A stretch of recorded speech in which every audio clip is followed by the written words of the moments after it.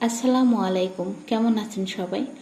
আশা করি মহান আল্লাহ তাআলার রহমতে সবাই ভালো আছেন। আজ আমি নদীর ছোট মাছ আর দেশি আলু দিয়ে ঝাল ঝাল করে খুব মজার চচ্চড়ি রান্না করব। চচ্চড়ি আমি ভীষণভাবে পছন্দ করি, আর সেটা যদি হয় একেবারে ঝাল ঝাল কাঁচা মরিচের টইটুম্বুর, তাহলে তো আর কোনো কথাই নেই। তো চচ্চড়ি করার জন্য এখানে আমি ছোট দেশি আলু এবং পেঁয়াজ কেটে নিয়েছি। আজ আমি হাতে মাখিয়ে দিয়ে চচ্চড়িটা করব, সেজন্য তরকারিগুলো ধুয়ে একদম ফ্রাই প্যানে নিয়ে নিলাম। খুব ভালোভাবে ধুয়ে নেওয়ার পর কেটে রাখা কাঁচামরিচগুলো দিয়ে দিলাম। কাঁচামরিচ দিয়ে দেওয়ার পর আমি খুব সামান্য পরিমাণ মরিচের গুঁড়া দিয়ে দিলাম। আমি খুব ঝালঝাল করে চচ্চড়িটা রান্না করব, সেজন্য মরিচের গুঁড়াটাও অল্প করে দিয়ে দিলাম। মরিচের গুঁড়া আরও একটা কারণে দিয়েছি, সেটা হচ্ছে তরকারির কালারটা খুব সুন্দর দেখাবে। এরপর আমি হলুদের গুঁড়া, কয়েকটা জিরা, পরিমাণ মতো লবণ এবং আদা বাটা, রসুন বাটা সব উপকরণ দিয়ে দিলাম। সব উপকরণ একসাথে নিয়ে এবার হাত দিয়ে ভালোভাবে মিশিয়ে নেব। আমি এখনও এখানে মাছ দিইনি। মাছ দেওয়ার আগে সব উপকরণ একসাথে নিয়ে খুব ভালোভাবে মেশাবো। সবগুলো একসাথে নিয়ে খুব ভালোভাবে মেশানোর পর অনেক সুন্দর একটা কালার চলে আসছে। এখন আমি এর মধ্যে মাছগুলো দিয়ে দেব।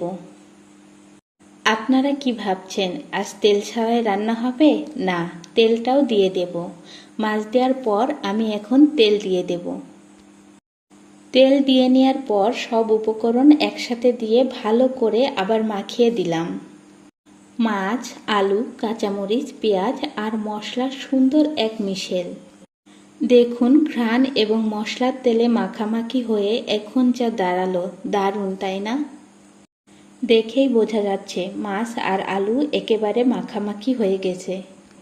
এবার আমি ঝোলের জন্য পানি দিয়ে দিলাম।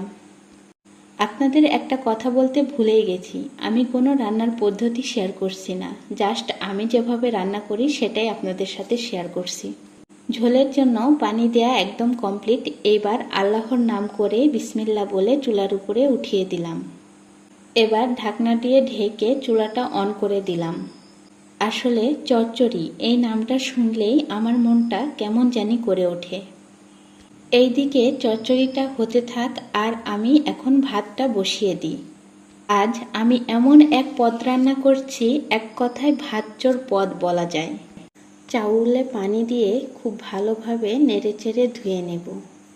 চাউল কিন্তু একবার ধুলে হয় না, সেটা আমরা সবাই জানি। তাই বেশ কয়েকবার খুব ভালোভাবে নেড়েচেড়ে ধুয়ে নিলাম। এভাবে হাত দিয়ে চাউল ধুয়ে নেওয়াটা আমি আমার মায়ের থেকে শিখেছি। ছোটবেলা থেকেই দেখে আসছি মা এভাবে পাতিলের গায়ে হাত দিয়ে চাউলের পানি ফেলে দেয়। তখন বুঝিনি যে মা এমনটা কেন করে, ভেবেছি এটা চাউল ধোয়ার হয়তো নিয়ম হবে, আর এই নিয়মেই হয়তো চাউল ধুয়ে নিতে হয়। কিন্তু এখন বুঝি যে একটা চাউলও যাতে পানির সাথে পড়ে যেয়ে নষ্ট না হয়, সেজন্যই এভাবে চাল ধুতো। তো ইতিমধ্যেই আমার ভাত বসানো শেষ। ভাত বসানো শেষ করে আবার আসলাম তরকারির কাছে। গরম ভাত আর এই ঝাল ঝাল ছোট মাছের চচ্চড়ি ভাবলেই মুখে পানি চলে আসে। এবার একটু নেড়েচেড়ে লবণটা চেক করে নেব। লবণটা চেক করে নিয়ে আবার ঢাকনা দিয়ে ঢেকে দিলাম। কিছুক্ষণ পর এসে আবার ঢাকনাটা তুলে একটু নেড়েচেড়ে দেব, যাতে নিচে লেগে না যায়। নেড়েচেড়ে দিয়ে আরও কিছুক্ষণ রান্না করে নেব। রান্না করতে করতে একটু বাইরের দিকে তাকালাম। রান্নার ফাঁকে এই একটুখানি প্রকৃতি যেন আমার সারাদিনের প্রশান্তি এনে দেয়। এই ছোট শান্ত পরিবেশটাই আমার প্রতিদিনের রান্নার সাথী। কথা বলতে বলতে এইদিকে হয়ে গেল আমার প্রিয় ঝাল ঝাল ছোট মাছের চচ্চড়ি। সব কিছু মিলিয়ে তৈরি হয়ে গেল একেবারে মন ভরানো একটা রান্না। এইদিকে ভাতটাও প্রায় হওয়ার মধ্যে। আর কিছুক্ষণের মধ্যেই গরম ভাত আর ঝাল ঝাল ছোট মাছের চচ্চড়ি দিয়ে শুরু হবে এক দারুণ মধ্যাহ্ন ভোজন। এবার আমি তরকারিটা চুলা থেকে নামিয়ে একটি পাত্রে নিয়ে নেব। মাশাল্লাহ, মহান আল্লাহর রহমতে হয়ে গেল আমার খুব প্রিয় ঝালঝাল এক প্লেট চচ্চড়ি।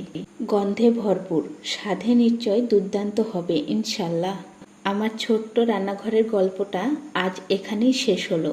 ভিডিওটি ভালো লাগলে সবাই লাইক, কমেন্ট আর শেয়ার করে দেবেন। সবাই ভালো থাকবেন, সুস্থ থাকবেন। আল্লাহ হাফেজ।